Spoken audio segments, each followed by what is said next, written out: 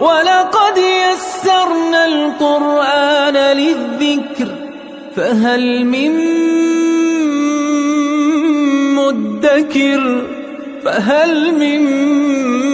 مُّدَّكِرٍ اعوذ باللہ من الشیطان الرجیم بسم اللہ الرحمن الرحیم الحمد للہ رب العالمین وصلی اللہ علی سیدنا و نبینا ابی القاسم المصطفى محمد وعلى آلہ الطیبین الطاہرین المعصومین اما بعد اعوذ باللہ من الشیطان الرجیم بسم اللہ الرحمن الرحیم لن تنالوا البر حتى تنفقوا مما تحبون وما تنفقوا من شيء فإن الله به عليم صدق الله العلی العظیم۔ سورہ آل عمران کی جن آیات میں گفتگو جاری تھی، پروردگار عالم نے اہل کتاب کے حالات کو، یہود و نصارہ کے حالات کو، ان کی سازشیں، ان کی خامیاں، ان کی کمزوریاں، ان کو بیان فرمایا تاکہ امت مسلمہ ان کی کمزوریوں سے درس عبرت لیں اور وہ مشکلات جن کا اہل کتاب شکار ہوئے، ان غلطیوں کا مرتکب ہوئے، ان سے امت مسلمہ کو بچنا چاہیے۔ گزشتہ آیت میں بیان ہوا تھا کہ اگر خدا کے پسندیدہ دین کے سامنے کوئی سر نہیں جھکاتا، اگر کوئی خدا کے سامنے تسلیم نہیں ہوتا، تو قیامت کے دن ایک برتن پوری زمین کو تصور کیا جائے، اس کو سونے سے بھر دیا جائے اور وہ فدیہ کے طور پہ بارگاہ پروردگار میں پیش کریں، تو وہ ان سے قبول نہیں ہوگا، ان کی شفاعت نہیں ہوگی، ان کی نصرت نہیں ہوگی۔ اب اس آیت میں، آیت نمبر 92 میں، جہاں سے چوتھے پارے کا آغاز ہو رہا ہے، پروردگار عالم اس آیت میں اس دنیا میں رہتے ہوئے انفاق کی اہمیت کو بیان فرما رہا ہے، کیونکہ گزشتہ آیت میں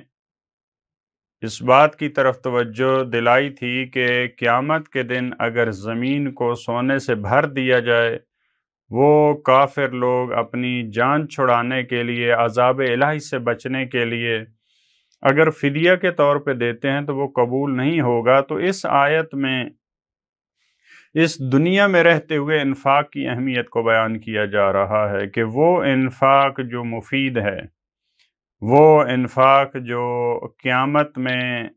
انسان کی نجات کا باعث بن سکتا ہے، وہ کون سا انفاق ہے؟ وہ انفاق جو انسان ایسی چیز سے کرے جس سے انسان کو محبت ہے۔ انفاق کے بہت سارے مراحل ہیں، بہت سارے درجے ہیں انفاق کے، لیکن سب سے بہتر درجہ، سب سے اعلیٰ درجہ انفاق کا وہ درجہ ہے کہ انسان اس چیز کو راہ خدا میں دے، اس چیز کو فقیر تک پہنچائے جس سے انسان خود محبت کرتا ہے، کیونکہ معمولاً انسان کی طبیعت یہ ہوتی ہے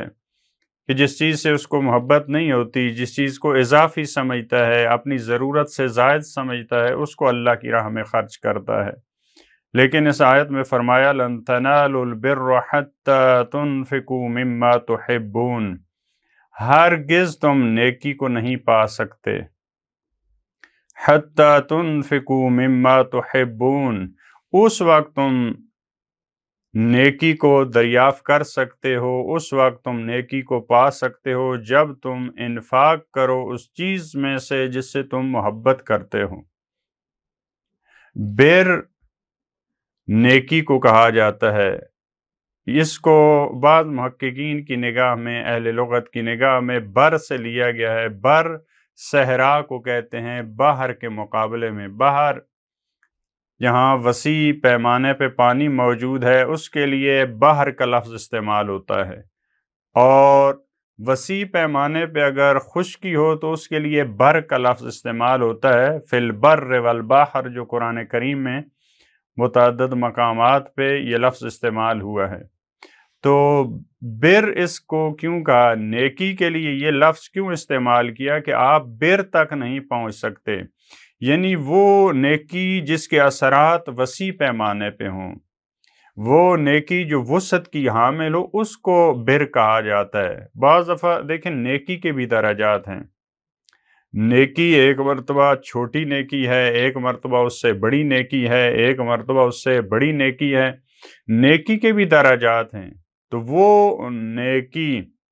جو وسیع پیمانے پہ جس کے اثرات مرتب ہوتے ہیں، یا ہم اس طرح سے کہیں کہ وہ نیکی اصل میں نیکی ہے جو وسعت قلبی کے ساتھ انسان انجام دیتا ہے، جو فراخ دلی کے ساتھ انسان نیکی انجام دیتا ہے، جو انفاق کرتا ہے، وہ انسان کا انفاق قبول ہے۔ اور یہ بھی خوبصورت تعبیر ہے، فرمایا مما تحبون۔ اگر ہم من کو تبعیض کے معنی میں لیں، یعنی انسان جن چیزوں سے محبت کرتا ہے اس میں سے کچھ چیز انسان کو انفاق کرنی چاہیے اور اللہ کی راہ میں خرچ کرنی چاہیے۔ یہاں پہ جو انفاق کا لفظ ہے، پہلے بھی اس کے بارے میں گفتگو گزری کہ فقط پیسوں کے بارے میں یہ لفظ استعمال نہیں ہوتا انفاق کا۔ جس چیز سے انسان کو محبت ہے اس کو راہ خدا میں، بعض دفعہ ممکن ہے وہ اولاد سے انفاق ہو، بعض دفعہ ممکن ہے وہ مال و دولت سے انفاق ہو، بعض دفعہ راہ خدا میں اور اللہ کے لیے اپنی آبرو قربان کرنے کا انفاق ہو، اپنی جو انسان کی پوسٹ ہے، جو مقام و منصب ہے، وہ خرچ کرنے کا اور وہ انفاق کرنے کا مرحلہ ہو۔ یہ تمام مراحل کو شامل ہے۔ انسان جس چیز سے محبت کرتا ہے، جو اس کا مما تحبون ہے، جب انسان وہاں پہ انفاق کرتا ہے تو اس کو حقیقی معنوں میں ثواب ملتا ہے اور وہ واقعا نیکی ہوتی ہے۔ اس میں ایک یہ بھی اشارہ موجود ہے مما تحبون میں کہ انفاق انسان اس چیز سے کرے جس سے انسان کو محبت ہوتی ہے، اور یہ ایک فطری چیز ہے، انسان کو مال سے محبت ہوتی ہے، اور جب وہ مال اس کے ہاتھ سے چلا جاتا ہے، جب دولت چلی جاتی ہے تو بعض دفعہ انسان اس کو اپنے مرنے کے مترادف سمجھتا ہے، اس کو اپنی زندگی کے خاتمے کے مترادف، یا وہ سمجھتا ہے کہ کچھ میری زندگی کا حصہ اس میں چلا گیا، کیونکہ اتنی وابستگی ہوتی ہے مال سے۔ تو مما تحبون، لہذا اس کی طرف اشارہ کہ اس مال سے آپ خرچ کریں۔ اس کے ضمن میں، اس کے ذیل میں مختلف واقعات، شان نزول، روایات موجود ہیں۔ طول تاریخ میں افراد نے یہ سوچا، نظر دوڑائی اپنی زندگی میں، اپنے مال اور اپنے سرمایہ پہ، دیکھا کہ کون سی ایسی چیز ہے جس سے ہمیں سب سے زیادہ محبت ہے، وہی اللہ کی راہ میں قربان کی۔ وَمَا تُنْفِقُوا مِنْ شَيْءٍ فَإِنَّ اللَّهَ بِهِ عَلِيمٌ۔ اس کے بعد والے حصے میں جو انفاق کرنے والے ہیں ان کو رغبت دلانے کے لیے، ان کی تشویق کے لیے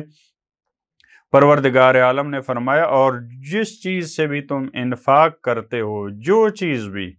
تم اللہ کی راہ میں خرچ کرتے ہو، جو چیز بھی دیتے ہو، فَإِنَّ اللَّهَ بِهِ عَلِيمٌ، تو یقیناً اللہ اس کو بڑے احسن انداز میں جاننے والا ہے۔ تمہارا انفاق ممکن ہے، جیسے گزشتہ آیات میں اور مقامات پہ بھی آیا کہ آپ مخفیانہ طور پہ بھی انفاق کریں، بالجہر دوسروں کے سامنے آپ انفاق کریں، ہر طرح سے انفاق، دن میں انفاق ہوتا ہے، رات میں انفاق ہوتا ہے، ایسا انفاق ہوتا ہے جس سے لوگ باخبر ہوتے ہیں، ایسا انفاق ہوتا ہے جس سے کوئی باخبر نہیں ہوتا۔ تو ان کو شوق دلانے کے لیے فرمایا کہ پروردگار عالم کو تو علم ہے، وہ تو علیم ہے، کسی اور کو اگر پتہ نہیں ہے، تمہارے انفاق کا علم نہیں ہے تو وہ اہم بات نہیں ہے۔ اس کے بعد والی آیت میں، جیسا کہ گزشتہ آیات میں بنی اسرائیل کی گفتگو جاری تھی، اہل کتاب کی، یہود و نصارہ کی، یہ ایک جملہ معترضہ کے طور پہ بعض مفسرین کی نگاہ میں یہ آیت انفاق کی طرف، اور ایک رائے یہ ہے کہ گزشتہ جو آیت جس میں ان کفار کا تذکرہ تھا جو کفر کی حالت میں مر جاتے ہیں اور اسلام قبول نہیں کرتے، اسی حالت میں ڈٹے رہتے ہیں، ان سے کوئی چیز قبول نہیں کی جاتی، اسی سے ربط دیتے ہوئے انفاق کی اہمیت کو بیان کر کے پھر وہی سیاق اس کی طرف پلٹے ہیں۔ فرمایا کل الطعام کان حلا لبنی اسرائیل، فرمایا ہر قسم کا طعام کا لفظ جو کھانے پینے کی چیزیں ہوتی ہیں معمولاً ان کے لیے استعمال ہوتا ہے۔ البتہ بعض عرب قبائل کے نزدیک فقط گندم کے لیے یہ لفظ استعمال ہوتا ہے، لیکن یہاں پہ طعام یعنی کھانے پینے کی چیزیں ساری کی ساری حلال تھیں۔ حلال حل کھلا چھوڑ دینا عقد کے مقابلے میں ہے، یعنی ان کو آزادی تھی بنی اسرائیل کو۔ الا ما حرم اسرائیل علی نفسہ من قبل ان تنزل التوراۃ، مگر وہ چیزیں جن کو اسرائیل نے حرام قرار دیا علی نفسی اپنے آپ پر۔ اسرائیل حضرت یعقوب کا لقب ہے، پہلے بھی اس کے بارے میں گفتگو گزر چکی۔ سب کی سب چیزیں ان کے لیے حلال تھیں، مگر وہ چیزیں جو حضرت یعقوب نے، بعض دفعہ چیزیں انسان کے اپنے لیے مفید نہیں ہوتی، یا بعض دفعہ انسان حلال چیزیں ہوتی ہیں لیکن اس کو اپنے لیے وہ کہتا ہے کہ میں ان سے استفادہ نہیں کروں گا، تو فقط وہ چیزیں حرام تھیں۔ یہ تورات کے نازل ہونے سے پہلے کی گفتگو ہے۔ قُلْ فَأْتُوا بِالتَّوْرَاةِ فَاتْلُوهَا إِن كُنتُمْ صَادِقِينَ، تو اب اہل کتاب کو مخاطب قرار دیتے ہوئے فرمایا کہ تم تورات لے کے آؤ اور اس کو غور و فکر اس میں کرو، اس میں تدبر کرو، اس کی صحیح انداز میں تلاوت کرو۔ ان کنتم صادقین، اگر تم سچے ہو تو تمہیں پتہ چل جائے گا کہ جو ہم بات کر رہے ہیں وہ بات ٹھیک ہے، کیونکہ اس کے شان نزول میں اور یہاں بھی روایات موجود ہیں کہ مختلف حلال چیزیں جو تھیں ان کو یہ حرام قرار دیتے تھے، اور اس کے لیے جو ایڈریس دیا کرتے تھے وہ تورات کا تھا۔ تو ان کو کہا گیا کہ آپ تورات لے کے آئیں۔ آج کی تورات میں جو آپ کے ہاتھوں میں موجود ہے اس میں بھی یہ چیزیں جن کو آپ حرام قرار دے رہے ہیں وہ موجود نہیں ہیں، یا اس میں تفصیل موجود ہے کہ حضرت یعقوب نے اگر اس چیز کو حرام قرار دیا تو اس وجہ سے قرار دیا، ان کے لیے نقصان دہ تھی، ان کے لیے مضر تھی، یا کس حوالے سے وہ وہاں پہ تفصیل۔ تو یہ ایک جو اہل کتاب کی کمزوری تھی کہ جو مسلمانوں کے فقہی احکام تھے ان پہ اعتراض کرنا، حلال حرام کے مسائل ان میں اپنی رائے دینا، تو قرآن کریم نے ان کو ان کی اپنی کتاب کی طرف رجوع کروایا ہے کہ آپ اگر دیکھیں تو اس میں بھی یہ چیزیں موجود نہیں ہیں، یہ آپ کی اپنی تحریف ہے، آپ کی اپنی مرضی ہے، آپ کی اپنی ہوائے نفس ہے۔ پروردگار عالم ہمیں توفیق دے کہ جو اس کے حلال کردہ احکامات ہیں، جو حلال چیزیں ان کو حلال جاننے، جو محرمات ہیں ان کو حرام جاننے، اور اپنی مرضی نہ شامل کرنے کی پروردگار ہمیں توفیق عطا فرمائے۔ اللہم صلی علی محمد و آل محمد۔